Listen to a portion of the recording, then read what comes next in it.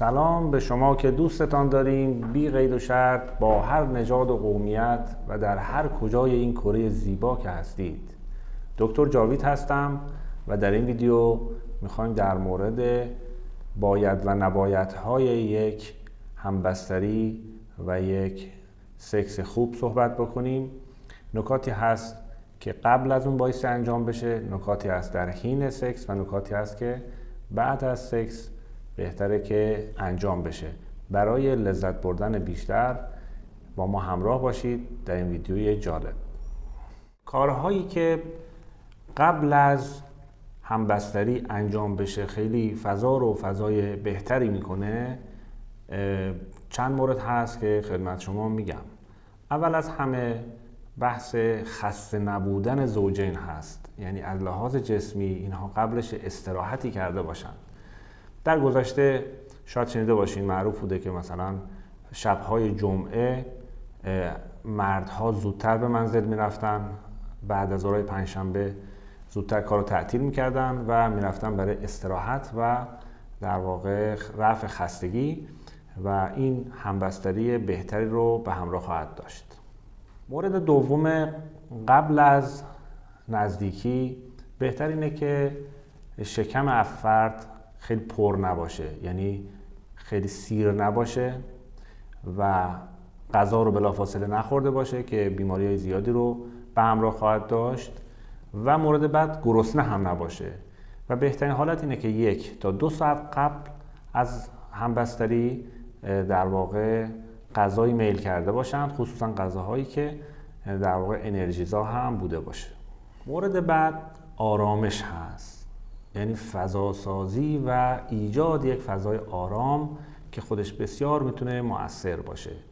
آرامش قبل از همبستری بسیار مهمه که لازمش چند تا کار هست. یکی اینکه فرد خودش در واقع تمام مسائل فکری و مسائلی که نگران کننده هست، مسائلی که داره، اینها رو کنار بگذاره و سعی کنه از گذشته در واقع خودش رو جدا کنه، از نگرانی های آینده خودش رو جدا کنه و بیاد در زمان حال زندگی بکنه. این یه نکته داره، کارهایی که در واقع خیلی ذهن رو مشغول میکنه به صورت لحظه‌ای اون کارها رو انجام بده تا جدا بشه از فضای گذشته و غم و غصه های گذشته یا نگرانی های آینده، که بهتره یک سری سرگرمی هایی رو در واقع برای خودش در لحظه ایجاد بکنه یا تمرکزها و اگر میتونه یک سری در واقع حرکات تمرکزی رو انجام بده که بتونه لذت بیشتری ببره. مورد بعد، برای رفع استرس بهتره که محیطی که قرار در اون محیط مقاربت و نزدیکی و همبستری انجام بشه، اون محیط رو آماده سازی بکنه که یکی از اون کارها در واقع پوشاندن محیط هست، یعنی محیط نه صدایی رد و بدل بشه، یک جای آرامی باشه از حیث سکوت و از حیث بینایی هم خب بهتره که پوشیده باشه و کامل حس امنیت به طرفین بده. نکته دیگه که میتونه آرامش رو در محیط فراهم بکنه، استفاده از یک سری عطرهای طبیعی هست که یک فضای متفاوتی رو با لحظات و با آنات قبل داشته باشه. بهتره مثلا یک شاخه گل طبیعی در اون فضا قرار بدن، کل فضا رو اتراگین میکنه و آرامش رو در فضا بیشتر و بهتر میکنه. اگر هم گل طبیعی در دسترس نداشتید، برای اینکه یک فضای متفاوتی ایجاد بکنید و آرام بخش هم باشه، میتونید از بعضی از دودهایی که توصیه شده اگر امکانش براتون بود در فضا استفاده بکنید، مثل کندر و یا خاکشیر که یک چند تا دونه‌شو بذارید روی یک زغال اگه بود، یا یک در واقع اسپند دود کنی باشه. در ضمن اسپند هم دود خیلی خوبی داره و اینهایی که در مورد اسپند اومدن و یک سری مطالبی رو گفتن، مطالبشون ناتمام هست و بسیار گرمی بخشه. فضا رو آرام بکنه و متفاوت، یعنی اون تفاوت در اون تایم خیلی مهمه که فرد رو ببره توی فضایی که حتی حس بویاییش هم وارد یک فضای متفاوتی بشه، این بسیار لذت سکس رو افزایش خواهد داد. مورد پنجم برای آماده سازی قبل از نزدیکی استفاده از یک قاشق مرباخوری عسل هست. عسل رو اگر زیر زبان بذارن و بذارن آرام آرام جذب بزاقی اتفاق بیفته خیلی عالیه. اگر عسل ترکیبی باشه با ژل رویال که یک محصول و فرآورده‌ای هست از زنبور عسل، فوق‌العاده اثرگذار هست در تقویت قوای جنسی و افزایش هورمون‌ها و توان جنسی. مورد بعد که قبل از نزدیکی لازم هست زوجین این کار رو انجام بدن، اکسیژن رسانی کافی به تن هست. این اکسیژن خیلی کمک میکنه به هم افزایش تایم رابطه و همین که افزایش لذت برای طرفین. اکسیژن خیلی نیاز هست در این فرایند و بهتره که از 1 ساعت قبل شروع کنن نفس‌های عمیق کشیدن. مثلا 10 نفس عمیق بکشن، باز 10 دقیقه بعد 10 تا نفس عمیق، 10 دقیقه بعد 10 تا نفس عمیق.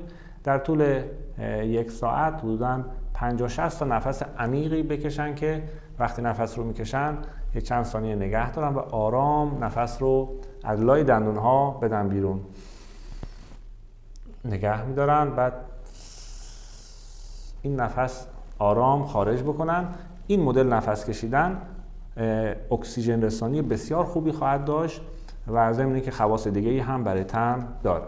نکته بعدی که خیلی خوبه که دوستان بدونن در رابطه با شناخت پارتنرشون هست، شناخت اون زوجشون هست که میخوان همبستری داشته باشن، این شناخت رو قبلش بایستی ایجاد شده باشه و بدونن فرد چه تیپ شخصیتی داره، چه تیپ آدمی هست، که معمولاً تقسیم میکنن آدم‌ها رو به 4 دسته کلی که یک دسته میگن انسان‌های لمسی هستن که با لمس و نوازش و حس لامسه بسیار آرامش میگیرن و لذت میبرن. یه دسته هستن انسان‌های در واقع شنوایی هستن که از طریق گوش و شنیدن آهنگ‌های ملایم، شنیدن کلمات پرمحبت و کلمات عاشقانه، اینها خیلی در واقع آماده میشن برای این فرایند. دسته سوم انسان‌هایی هستن که اینها هیجانی هستن و هیجان رو دوست دارن و با کارهای هیجانی و حرکات هیجانی اینها خیلی در واقع آماده میشن برای این کار و حالا چه به صورت ورزش، شوخی، کارهایی که تحرک توش هست، رقصیدن یا هر فرایندی که خود فرد در واقع به نتیجه میرسه، این میتونه که طرف مقابلش رو فوق‌العاده آماده بکنه. این شناخت خیلی مهمیه که فرد آیا در واقع هیجان محور هست یا شنوایی محور هست یا لامسه محور هست. مورد 4 تیپ شخصیتی هم موردی هستش که فرد در واقع بینایی محور هست. این به شدت زیبایی دوست و به شدت باید ببینه و رنگ براش خیلی مهمه، فضای اتاق براش خیلی مهمه و خب قطعا لباس براش خیلی مهمه یا اون مناظری که دوست داره. خب یه نکته اینجا بگم، ممکنه شما بگین که خب ما این 4 تا رو همه رو با هم انجام بدیم، چه اشکالی داره؟ یه اشکال داره. اشکالش اینه که فردی که با لمس آماده میشه خیلی نمیتونه همزمان شنواییش هم قوی باشه، هیجانیش هم بالا باشه و اون فرد آرامش میخواد و در یک فضایی که میخواد تمرکز بگیره و با حس لامسه بیشتر لذت میبره. بنابراین اینو یک شناخت اولیه اگر همسران زوجین از هم داشته باشن خیلی کمک میکنه به اینکه آماده سازی بهتری برای یک نزدیکی خوب داشته باشن. مورد بعد استفاده از ژل های لوبریکانت هست که خیلی‌ها ازش استفاده میکنن به عنوان یک روان کننده و که ما اینو توصیه نمی کنیم و به دلیل ریسک هایی داره و مواردی که از خودتون میتونید سرچ بکنید یک سری مشکلاتی رو به مرور زمان ایجاد میکنه و شما میتونید از یه ماده بسیار طبیعی و ارگانیک استفاده بکنن. فرد از روغن زیتون استفاده بکنه، برای به عنوان یک ژل روان کننده میتونه استفاده بکنه کم، ضمن که این ژل در واقع جایگزین این ژل که روغن زیتون هست، این میتونه باعث تقویت نعوذ بشه، خون رسانی رو هم بهتر بکنه و اندام جنسی مرد رو در واقع تحریک بیشتری میکنه و روغن مالی با روغن زیتون اثرات خوبی رو هم داره برای تایم بهتر نزدیکی. در رابطه با روغن مالی این داستان قصه بسیار طولانی داره. خیلی از زمانهای گذشته در استفاده از روغن مالی تجارب خوبی داشتن و در کتب قدیم هم به این موضوع اشاره شده و روغن مالی و ماساژ خیلی کمک میکنه به بهبود روابط جنسی و خصوصا اگر ماساژهای تخصصی باشه، اگر افراد بلد باشن نقاطی رو فشار بدن و نقاطی رو بیشتر ماساژ بدن که این نقاط مؤثر هست در تحریک بهتر و در واقع حتی تقویت تایم رابطه خیلی مؤثر هست. از قدیم الایام روغن‌های متفاوتی استفاده می‌کردن، مثل روغن زیتون، روغن سیاه‌دانه، حتی روغن خراتین یا روغن زالو هم استفاده می‌شده، هم برای افزایش سایز اندام جنسی در آقایون، هم افزایش طول رابطه و تایم رابطه و در واقع تقویت جنسی از این روغن‌ها استفاده می‌شده. جالب بدونید بعضی‌ها حتی از عسل هم استفاده می‌کنند و در اندام جنسی آقایون روی پوستش مقداری عسل میزنن و این عسل هم جذب پوستی داره و جذب ویتامین داره و باعث افزایش تایم رابطه و افزایش توان جنسی و رفع زود انزالی میشه. همه اینها در کنار موارد مفصلی که ما در یه ویدیوی دیگه هم خدمت شما توضیح دادیم، اینها مکمل اونها هستن، این مواردی که اینجا خدمت شما میگم. خب این مواردی بود که قبل از رابطه توصیه هایی بود که خدمت شما گفتیم و چند تا توصیه هم حین رابطه و بعد رابطه رو میگم که ویدیومون خیلی طولانی نشه.